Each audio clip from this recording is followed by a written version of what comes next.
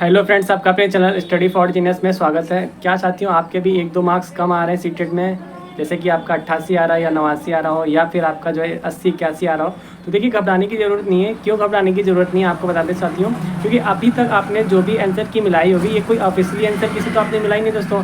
आपने किसी टीचर से मिलाई होगी जहाँ पे आप ट्यूशन वगैरह पढ़ते हैं, या फिर अगर आप यूट्यूब से पढ़ाई करते हैं तो आपने किसी टीचर से मिलाई होगी, मतलब कि आपने यूट्यूब वाली आंसर की से दोस्तों अगर बात की जाए तो उससे आपने मिलाया होगा। ठीक है, तो आपको दोस्तों बता दें कि एक यूट्यूब पे आंसर की मिलाना और एक जो सीटेट की ऑफिशियली आंसर की आती है दोस्तों, जो सीटेट अपनी ऑफिशियली साइट पे CTET.nic.in पे देता है दोस्तों, उसमें बहुत अंतर देखने को मिलता है, बहुत ज़्यादा। इवन हम बात की जाए करें अगर दोस्तों लास्ट ईयर की जो आपका एग्ज़ाम हुआ था दोस्तों जनवरी में, तो अगर उसकी हम बात कर लें दोस्तों, तो उसमें बहुत अंतर देखने को मिला था। लोगों के 8-8, 10-10 मार्क्स जो है दोस्तों बढ़ रहे थे, है ना। किसी के घट रहे तो किसी के बढ़ रहे थे।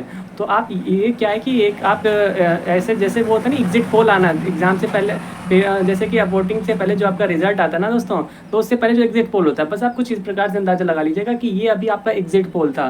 ठीक है, आपका कैसा एग्ज़ाम गया, कैसा क्या गया, आप एक अंदाज़ा लगा सकते हैं और कितने आप जो है दोस्तों नज़दीक हैं।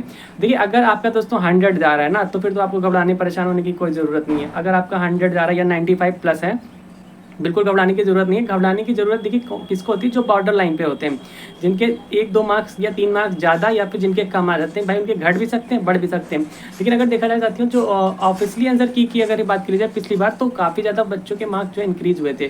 देखिए अब हम बात कर लें तो आखिर मार्क्स इंक्रीज़ कैसे होते हैं, इस पर बात करी जाए तो देखिए मार्क्स जो आपके दो तरीके से इंक्रीज़ हो सकते हैं। वो कैसे अगर बोला जाए तो वो कैसे, तो देखिए साथियों कैसा होता है, एक तो आपके जो आंसर की आती है दोस्तों ऑफिशियली आंसर की, उसमें क्या होता है कि अगर आपका कोई क्वेश्चन ही गलत हो, ठीक है, हम आपको ये भी बताएंगे कि आपको कैसे दोस्तों जो है दोस्तों चैलेंज करना है क्वेश्चन को, उसका भी डेट आएगा। तमाम सारी चीज़ें जो है इस वीडियो में हम बात करने वाले हैं। ठीक है, और अगर आपके पास दोस्तों कोई प्रूफ है कि आपको लगता है कि ये क्वेश्चन गलत है, तो प्लीज़ जो है भेज दीजिएगा और उसको जो है दोस्तों फिर उस पर भी चैलेंज किया जाएगा, क्योंकि आपको बता दें ज़्यादा टाइम मिलता नहीं, सिर्फ 3 दिन का ही टाइम मिलता है चैलेंज करने के लिए, है ना। तो हम बात कर रहे थे दोस्तों आपके 2 तरीके कौन से होते हैं मार्क्स को बढ़ने के। ठीक है, देखिए एक तो ये होता है कि आपका अगर कोई क्वेश्चन ही गलत हो, तो आपको जो है सभी बच्चों को उसमें दोस्तों क्या होता है, सभी के सभी स्टूडेंट को जो है 1 मार्क्स फ्री दिया जाए। जितने भी क्वेश्चन आपके गलत होंगे, 1, 2, 3, 4, 5, वैसे इतना होता नहीं दोस्तों, 1 या 2 ही क्वेश्चन आपका हो सकता है कि गलत होता होगा दोस्तों, तो उसमें क्या होता है सभी बच्चों को जो है समान अंकों के साथ में जो है 1 मार्क्स प्रोवाइड करवा दिया जाता है।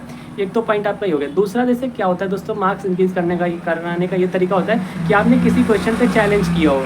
अगर आपने साथियों किसी भी क्वेश्चन पे चैलेंज किया है, ठीक है, और फिर वो चैलेंज आपका एक्सेप्ट हो रहा है। देखिए एक तो बता दें दोस्तों 1000 रुपये लोग लेते हैं, ठीक है, काफ़ी अच्छी मोटी रकम लेते हैं एक क्वेश्चन का, वो भी आप जितने क्वेश्चन को चैलेंज करेंगे। हाँ, वो बात अलग कि अगर आपका चैलेंज दोस्तों वहाँ पे एक्सेप्ट हो जाता है, वो लोग मान लेते हैं, वहाँ पे उनके भी एक्सपर्ट टीम बैठती है, ठीक, 8-10 लोगों की एक्सपर्ट टीम बैठती है। वो आपके क्वेश्चन को दोस्तों जो आपने चैलेंज किया है उसको जो क्या करते हैं, उसको चेक करते हैं, रीचेक करते हैं दोस्तों।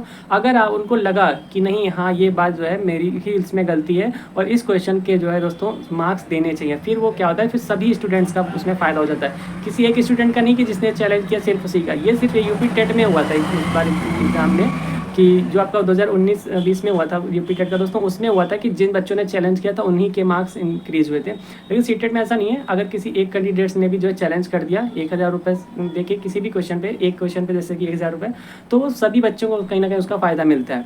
ठीक है, ये दो तरीके होते हैं दोस्तों आपके मार्क्स इंक्रीज़ होने का। चैलेंज का हो गया दोस्तों, या फिर जो है सीटेट ने खुद ब खुद जो है उसके एक, हाँ कई बार ये होता है कि आपके जैसे कि 4 ऑप्शन है दोस्तों, तो उसमें से 2 ऑप्शन सही हो जाते हैं, जैसे कि पहला भी सही है, चौथा भी सही है ना, या फिर आपके दूसरा भी सही है, चौथा भी सही। तो उसमें क्या होता है, जो उनकी आंसर की आती है उसमें दो आंसर की में उसमें 2 ऑप्शन सही होते हैं। अगर आपने उन दोनों में से कोई एक लगाया है तो आपका वो सही माना जाएगा। तो ऐसा भी होता है। ठीक है, तो अभी आपको इतना ज़्यादा परेशान घबराने की ज़रूरत नहीं दोस्तों। आप ये मान के चलिए, देखिए कई स्टूडेंट्स ये होंगे कि अब तो हम, मुझे आंसर की वगैरह से कोई मतलब नहीं है, हम तो सीधा रिजल्ट ही देखेंगे। चलिए ठीक है, लेकिन ये वैसे गलती मत कीजिएगा। देखिए क्या है कि क्वेश्चन को अभी आप देखिएगा और एनसीईआरटी से मिलाएगा कि यहाँ पे क्या मतलब क्या जो है आयोग ने जो आंसर की जो भेजेगा, या फिर हम लोग जो मिला रहे हैं दोस्तों, क्या यहाँ पे मेरी क्या गलती है। तो अभी से आप ज़रूर एक चीज़ जो है माइंड में बैठा लीजिएगा। ठीक है, क्योंकि आपको बता दें दोस्तों पिछली बार जैसे कि इतिहास इसका देखा जाए तो 16-17 दिन में क्या हुआ, आंसर की आ गई थी। 16 से 17 उस टाइम पे तो बहुत ज़्यादा मुद्दा चला था, आपका पेपर लीक हुआ था। जो आपका दोस्तों पेपर लीक इस बार भी आपका हुआ है, आप मैंने बताया भी था। इसके ऊपर भी बाद में बात करेंगे। देखिए दोस्तों, हम इसलिए कह रहे हैं कि जो आपका पिछली बार सीटेट का एग्जाम हुआ था जनवरी में, वो 21 जनवरी को हुआ था और आंसर की साथियों 6 फरवरी को इन्होंने दे दी थी। ठीक है, और इनका एक और तरीका, इन्होंने जो आंसर की देते हैं ना दोस्तों, वो फिर आपका रिवाइज आंसर की नहीं आती है, एक बार ही आंसर की देते हैं दोस्तों, और उसके बाद एक हफ्ते बाद आपको 3 दिन का फिर लोग टाइम देते हैं कि आप चैलेंज करना है तो आप कर दीजिएगा। 3 दिन का टाइम देते हैं दोस्तों, और फिर क्या होता है 3 दिन के बाद में 3-4 दिन का जो है उसका रीचेक का अपना प्रोसेस का टाइम देते हैं, फिर ओवरऑल मिला के 1 हफ्ता लोग लेते हैं आंसर की के जस्ट 1 हफ्ते बाद दोस्तों जैसे कि संडे को आंसर किया ही तो अगले संडे के शाम को आपको रिजल्ट फाइनली देखने को मिलेगा। और इनका जो भी पूरा प्रोसेस होता है दोस्तों, वह शाम को ही 7-8 बजे के बीच में ऑफिशियली साइट पे दोस्तों आ जाता है। तो ये तमाम सारी चीज़ें थी दोस्तों मैंने जो आपको बताई हैं।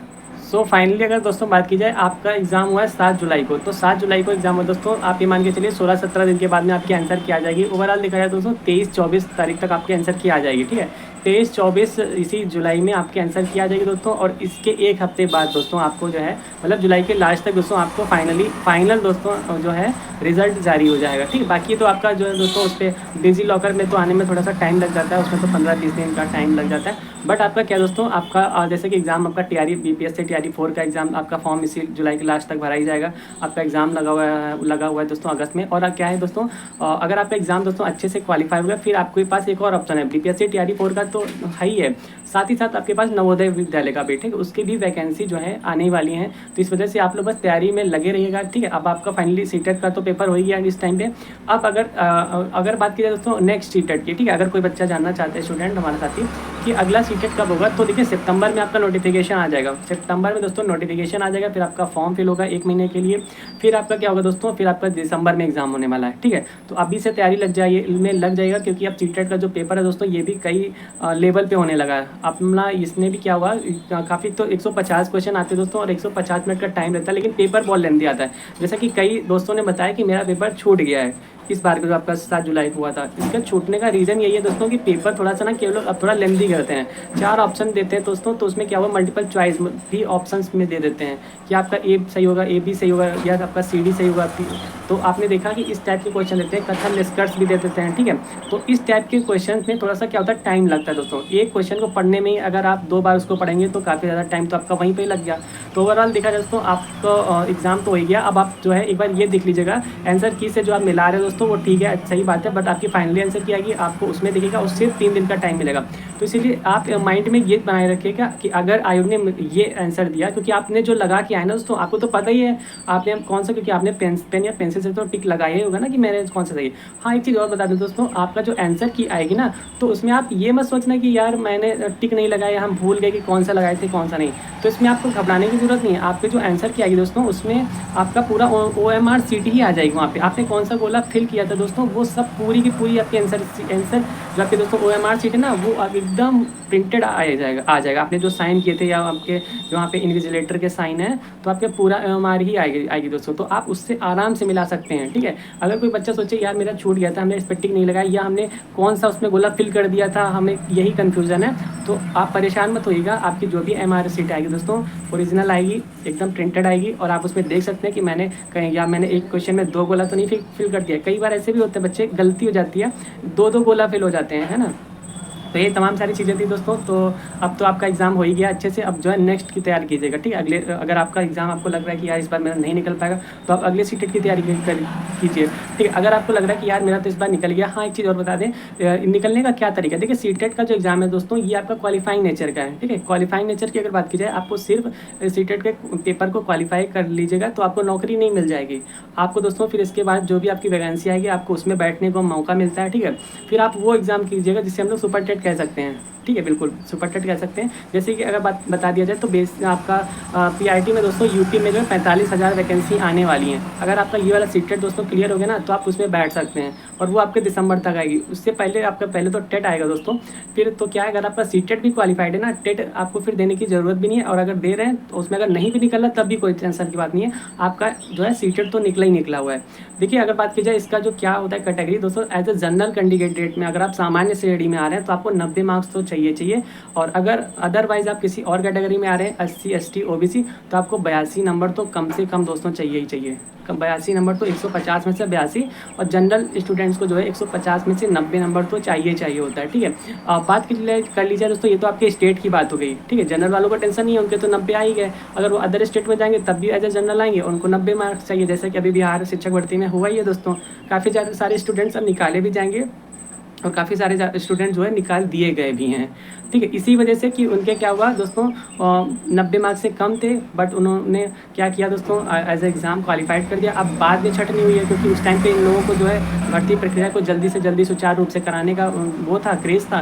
इन लोगों ने कर दिया, ज्वाइनिंग वगैरह सब कर दी। अब जो है इनका छटनी का क्रेज़ आ गया, तो लोग छटनी कर रहे हैं, ठीक है। तो यही सारी चीज़ें दोस्तों, अगर आप चाहते हैं कि आप बिहार राज्य से नहीं हैं और आप चाहते हैं कि यार मुझे तो TRE 4 एग्ज़ाम देना है, तो दोस्तों आपको 90 मार्क्स चाहिए। फिर आप चाहे मेल हो चाहे फीमेल हो, इससे कोई मतलब नहीं है, क्योंकि आप वहाँ पे जाएंगे तो आप एज ए जनरल कैंडिडेट हो जाएंगे, और इस वजह से आपको 90 मार्क्स चाहिए। वो बात अलग है दोस्तों कि बिहार राज्य में क्या है कि महिलाओं को छूट है, वहाँ पे उनको 85% लेते हैं, 85% लेते हैं दोस्तों।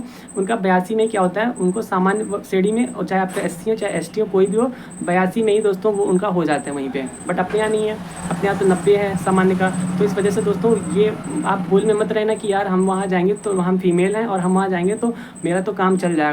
ऐसा कुछ नहीं दोस्तों, आपको 90 ही मार्क्स लाने हैं, ठीक है। तो अभी से क्या है दोस्तों, उस हिसाब से आप अपनी तैयारी कर लीजिएगा। अब आपके अंदर देखिए क्या होता है कि स्टूडेंट को पता ही चल जाता है कि यार मेरा एग्ज़ाम कैसा गया, और मुझे दोस्तों मेरा एग्ज़ाम सीटेट का निकलेगा या नहीं निकलेगा। वो बात अलग है, 1-2 मार्क्स के ऊपर नीचे हो सकता है, उसकी कोई दिक्कत नहीं, लेकिन कहीं ना कहीं चीज़ें पता चल जाती हैं कि यार निकलेगा कि नहीं। हालांकि फ़िलहाल दोस्तों आपका कैसा एग्ज़ाम गया आप कमेंट बॉक्स में बताइएगा। और देखिए और भी हम वीडियो लाएंगे कि आपका कौन कौन से क्वेश्चन से डाउट है, ठीक है। चलिए फिर मिलते हैं नेक्स्ट वीडियो में, तब तक अपना ख्याल रखिए, and thank you for watching this video.